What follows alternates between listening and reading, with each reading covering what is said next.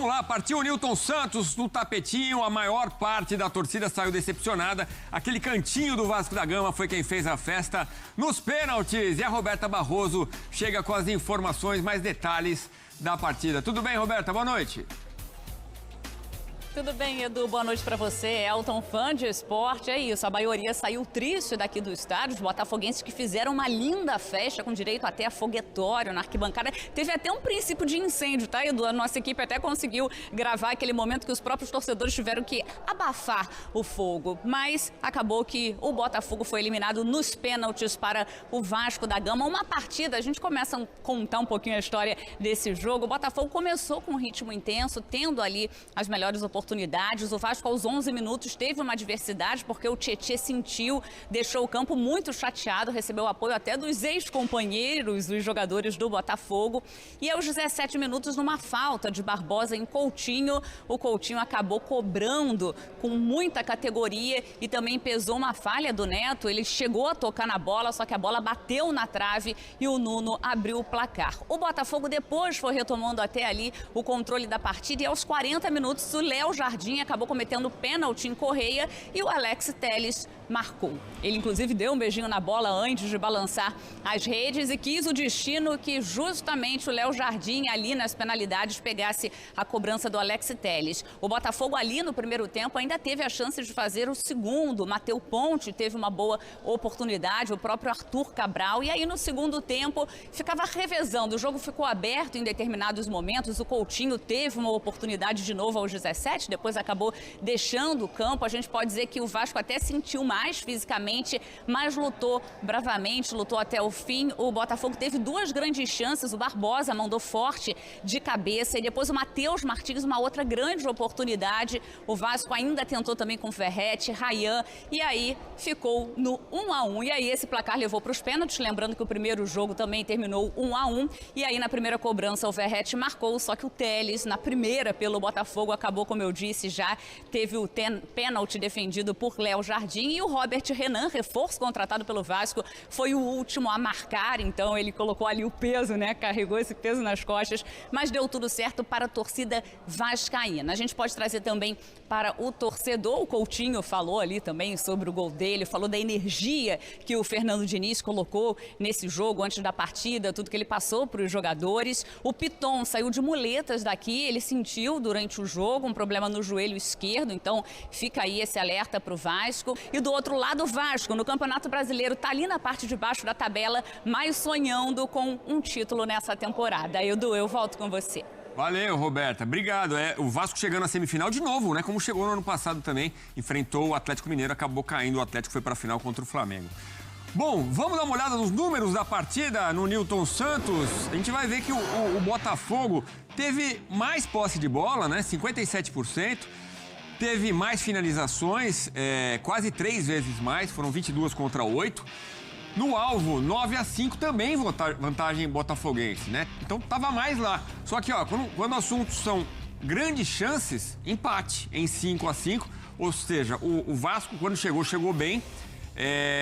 E ações na área rival aí também vantagem botafoguense, 35 contra 12. Um jogo lá e cá, em muitos momentos, né, Elton? Como até a Roberta colocou, o Vasco até o final teve algumas chances também, mas o Botafogo chegou mais, de uma forma geral. Mas, assim, não dá pra dizer que 1-1 foi um placar injusto, né, amigo? Não.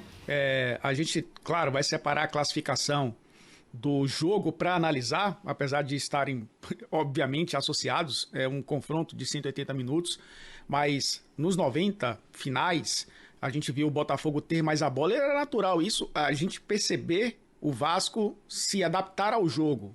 O Diniz não é aquele cara que fica com a bola o tempo inteiro. Ele gosta disso.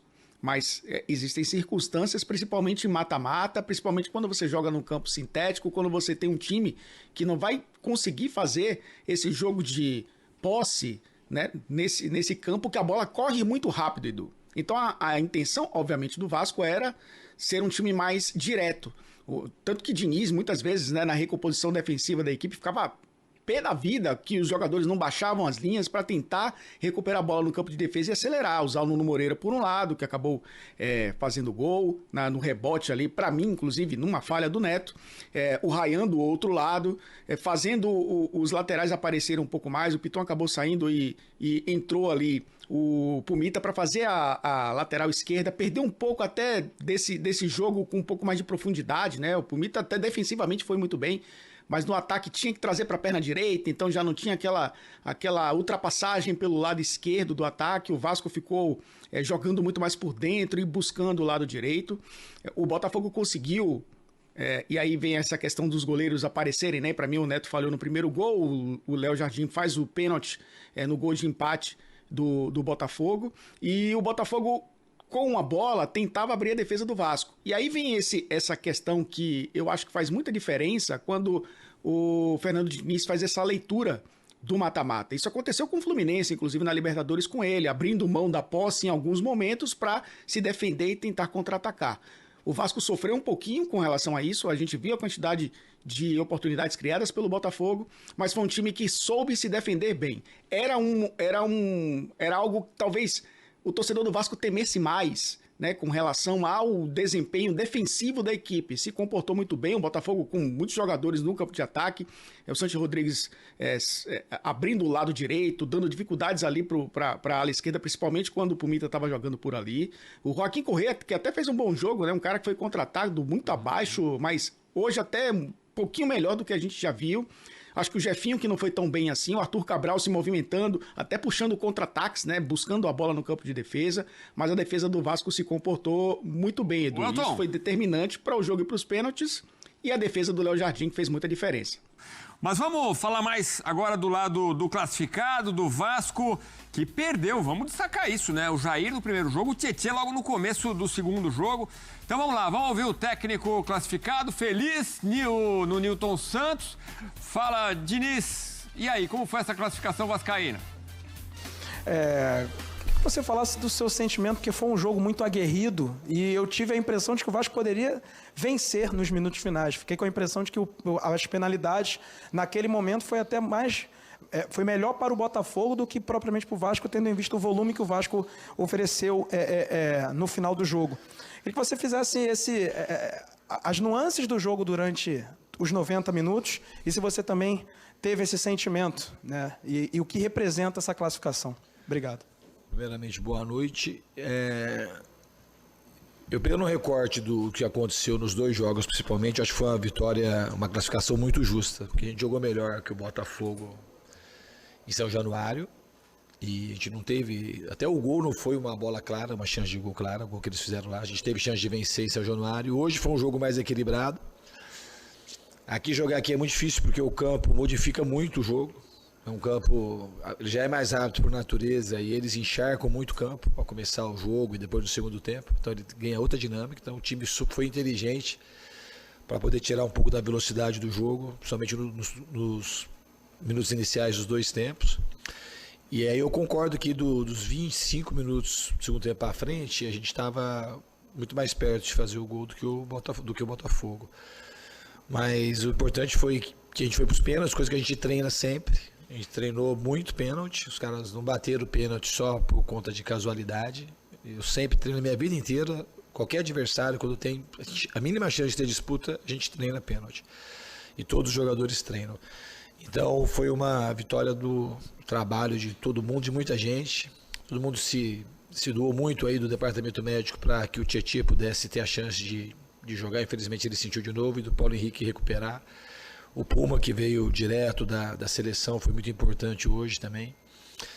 E o Vasco é isso, é um trabalho de muitas mãos, do presidente, que passa por muita gente no CT e chega no torcedor, que é um torcedor muito diferente. Um patrimônio nosso, muito bom ver a torcida feliz do Vasco.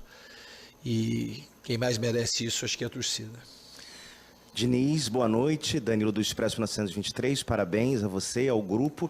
Queria falar um pouquinho sobre as mudanças, as apostas em Matheus França novamente e no Robert Renan nos minutos finais. Matheus França, pra gente, fica parecendo que ele ainda sente um pouco a falta do ritmo do jogo, mas foi a primeira escolha para você no momento que o Coutinho pede para sair. Queria saber um pouquinho mais da escolha pelo Matheus França e o Robert Renan, como é que você achou que foi o rendimento dele na partida? Obrigado. Então, a escolha do Matheus França, se a gente não colocar o Matheus para jogar, ele não vai ganhar ritmo nunca também, né? Mas ele é o jogador da posição do Coutinho. E é o que está treinando para aquela posição, que foi contratado para jogar. Obviamente, podia ter colocado, fazer um outro tipo de alteração, mas eu achei que o Matheus, pelo que ele produziu nos treinamentos, pela expectativa que a gente tem nele, pelo jogador que eu aposto muito que ele vai ser, que foi uma contratação que a gente tem muita convicção na contratação do Matheus. E ele ganhando mais condição física, ele vai produzir bastante. É um jogador que, 2 anos que ele está no Crystal Palace, ele tem uma minutagem muito pequena. Então é natural que ele sinta um pouco nesse reinício dele de retomar com mais minutagem, dele não sentir um pouco mais travado. Meio natural isso. Mas ele deu a contribuição dele, teve muita personalidade para bater o pênalti. E a outra pergunta, qual era? E o Robert Renan chegou antes do Matheus e tem treinado, esse já é um jogador que eu conheço há muito tempo. Todo mundo dizia para ele que ele devia jogar comigo e todo mundo também dizia para mim que ele devia jogar comigo. Então é meio que as características que o Robert Renan tem muito a ver com aquilo que eu penso de futebol. E além disso, ele como pessoa, eu conheço um pouco da família dele e como pessoa é um jogador que eu sempre quis trabalhar. Eu acho que eu tenho coisas a oferecer para o Robert. É só o início da nossa história. Eu acredito que ele vai produzir muita coisa aqui no Vasco, que é um talento, um jogador diferente. Um jogador que de trás é um dos grandes jogadores aí que apareceu nos últimos anos no Brasil. Ele tem tudo para ter uma carreira brilhante, o Robert Renan. Diniz Tébaro, do Grupo Globo, boa noite. Queria que você continuasse falando sobre o Robert Renan, porque hoje foi uma classificação que teve vários personagens, mas... falando em específico sobre o Robert, coube a ele cobrar o pênalti que selou ali a decisão por pênalti e a classificação. E ele vem de uma passagem pelo Inter onde ele ficou muito marcado por um pênalti que ele errou de cavadinha. Você que é um entusiasta do lado humano, assim, o que você acha que representa para ele já estrear cobrando um pênalti decisivo, um pênalti que classifica o Vasco para as semifinais? E o que você achou? Teve alguma conversa com ele ali? Você sentiu ele bem ou ele já se candidatou para cobrar? Como é que foi isso, por favor? Então, eu tenho muitas coisas para falar do Robert Renan. Você relembrou o lance do Inter, e é um lance para mim que marcou muito. Porque quando ele errou aquele pênalti, ele foi extremamente criticado. E o jogador, para a idade que ele tem, tentar fazer aquilo tem um lado positivo, que tem muita personalidade, que é o que ele tem mesmo. E o que a gente tem e vai trabalhar com ele sempre é essa personalidade não passar do ponto e se colocar num risco desnecessário. Então, aquele erro do Robert Renan tem muita... Eu vi o lado muito positivo daquilo tudo. E aquele dia eu tive muita vontade de trabalhar com o Robert Renan, porque eu sabia o que ia acontecer dali para frente, e aconteceu. É um garoto jovem, humilde, e que o sistema do futebol acaba sendo muito opressor e acaba limitando as chances do Robert Renan depois sozinho conseguir dar a volta por cima. Então uma das coisas dele vir para cá, aquilo ajudou ele a vir para cá, esse incidente no Inter. E aquele incidente também ajudou ele a bater o pênalti. Porque na hora das cobranças, todo mundo tinha treinado, tinha uma lista do primeiro até o 23º. Uma lista que esse. Na hora alguns jogadores tinham saído. E na hora todo mundo foi meio se escalando, e eu fui escalando assim, os que acostumados a bater, bate melhor, o Veguete, o Ryan, se o Coutinho tivesse, o Coutinho ia bater. E o Robert Renan, os 4, falaram assim, eu tô bem para bater, e eu fui colocando, de acordo com aquilo, o cara que é acostumado a bater, que tinha treinado bem os pênaltis. E o Robert Renan foi o único que não tinha falado, ele estava pronto para bater. Mas eu já tinha tido 4 e falei, Robert, você bate o 5º. Ele falou, tá certo. Foi uma coisa meio intuitiva, não foi uma coisa que eu pensei muito, falei, estava bem na minha frente.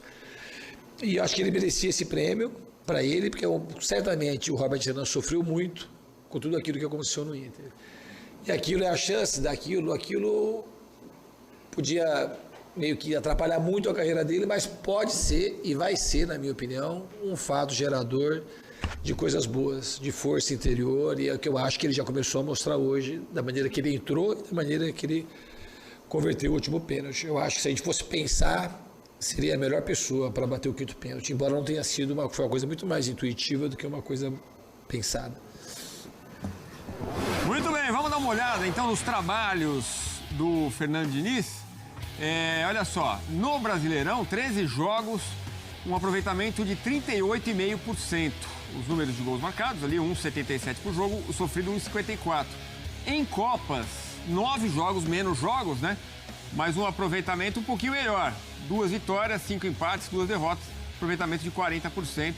1,1 diminui o número de gols marcados, né? 1,1 em média, e igual o de sofridos também diminui para 1,1. No geral, 39,4% de aproveitamento.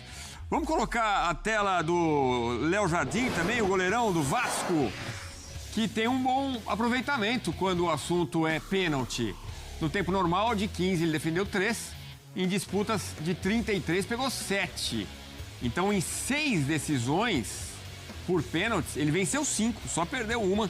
O goleiro titular do Vasco da Gama. E hoje foi decisivo, né? Pegou do Alex Telles. Tem isso, né? O Alex Telles fez durante o jogo, aí você fala, vai pra disputa de pênaltis, cobrou do mesmo jeito. O Léo Jardim foi pro canto certo e pegou. E na verdade, aí foi no 5-3 porque o Botafogo nem cobrou o último, porque não adiantaria, né? Foi um pênalti que definiu o erro do Alex Telles. Ô Elton, mas tem isso, essa história do Robert Renan é aquela coisa de virar a página, né? Porque na hora que ele vai cobrar o pênalti decisivo ali, que ia dar a vitória pro Vasco, teve gente na redação gritando cavadinha, cavadinha, querendo cavadinha, queria emoção. Mas é a forma dele virar a página, né? E a gente tá falando de um cara de 21 anos só, que teve que sair do Inter, foi pra Arábia, jogou no futebol árabe para voltar agora pro futebol brasileiro. É bacana ver a forma como o Diniz define isso, né? De virar a página e contar uma nova história, deixando aquilo para trás. Edu, o que eu recebi de figurinha depois desse jogo de torcedor do Vasco, quase trava meu celular, viu, Edu? Mas a felicidade é genuína, realmente, de eliminar um rival e chegar à semifinal da Copa do Brasil e trazer também personagens, né, desse confronto. E o Robert Renan vai se tornar um personagem. Ele foi contratado recentemente, a gente já trouxe aqui na ESPN, né, todo esse processo. Ele estava no futebol russo, talvez fosse para a Inglaterra, o Bahia se interessou, ele esfriou o negócio, o Vasco chegou e acabou contratando ele por empréstimo até o fim da temporada europeia, né? E eu acho que é um jogador que vai contribuir demais. O Diniz trouxe isso na coletiva, né? Um cara que ele já gostaria de ter trabalhado e agora tem essa oportunidade, assim como o próprio Matheus, né, que ele citou, entrou no ataque, também vai começar a se adaptar também ao estilo Fernando Diniz. A gente já viu muito isso acontecer no futebol brasileiro, Edu. Eu acho que o Hugo Souza é um exemplo, né? Um cara que também passou por críticas, falhas, né? Foi massacrado pela torcida, saiu, aí volta e dá a volta por cima, acaba indo para a seleção brasileira, acabou sendo importante, inclusive, na classificação do Corinthians. O Robert Renan agora começando a sua trajetória no Vasco, recomeçando a trajetória no futebol brasileiro, né? No seu terceiro clube aqui no Brasil, e já assumindo essa responsabilidade, sendo um dos protagonistas da classificação do Vasco para a próxima fase, traz a exata noção, né, do que Fernando Diniz quer dos jogadores. Ele sempre fala dessa questão humana, por isso até insistiram na pergunta, né, sobre o Robert Renan, porque ele tinha muito a falar sobre isso e falou muito sobre isso, como a gente ouviu, e poderia ter falado de vários outros, né? Acho que o Paulo Henrique, nas mãos dele, com muito mais personalidade, acho que é um jogador que funciona muito bem ali na lateral direita, até com um pouco mais de liberdade para atacar. A gente vai citar muitos jogadores como olhando para o que o Ryan hoje consegue fazer também, principalmente sem a bola, né? Um jogador mais comprometido, e o Diniz fica ali à beira do gramado, tem que voltar, tem que marcar, tem que fechar o lado direito, dá bronca mesmo. O Tietê, né, que é um cara muito conhecido dele, já de várias outras passagens por outros clubes também, sabe muito bem. O Hugo Moura, né, que ele tem usado como zagueiro muitas vezes, e até no segundo tempo voltou a ser volante, né, com a saída do Tietê ali, acabou fazendo um pouco mais à frente a função. A gente pode citar vários jogadores que vão muito beber dessa água do Fernando Diniz, né, dessas boas relações que são levadas para o campo. E eu acho que o Robert Renan chegando agora, para mim vai ser uma referência na defesa. Acho que dá até um alívio pro Hugo Moura, né? Vai jogar na sua posição agora. Bem que o Fernando Diniz usa muito um volante como zagueiro, né? Isso ele fez muito no Fluminense, com o Martinelli, fez isso com o André, mas fez com o Felipe Melo também. É claro que o Robert Renan traz qualidade a esse sistema defensivo do Vasco, que funcionou bem contra o Botafogo, mas vai precisar, claro, de profundidade pensando também no Campeonato Brasileiro, Edu, já que a Copa do Brasil é só quando o Campeonato Brasileiro acabar. O Vasco não tem mais que pensar em Copa do Brasil até dezembro. Agora é só o Campeonato Brasileiro. E pensar em subir na tabela, porque tá perigosa a situação do Vasco, né? O Coutinho, o que joga o Coutinho, hein? Senhoras e senhores.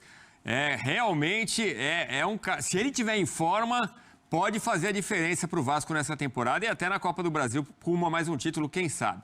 Vamos ouvir mais personagens do Clássico Carioca no Newton Santos. Nós em São Januário fomos melhor que eles aqui acabaram por ter um domínio maior do jogo, mas eu acho que ali nos minutos finais até caiu mais para o nosso lado e se calhar nós é que tivemos as melhores ocasiões, mas estamos muito felizes e era isto que nós queríamos passar.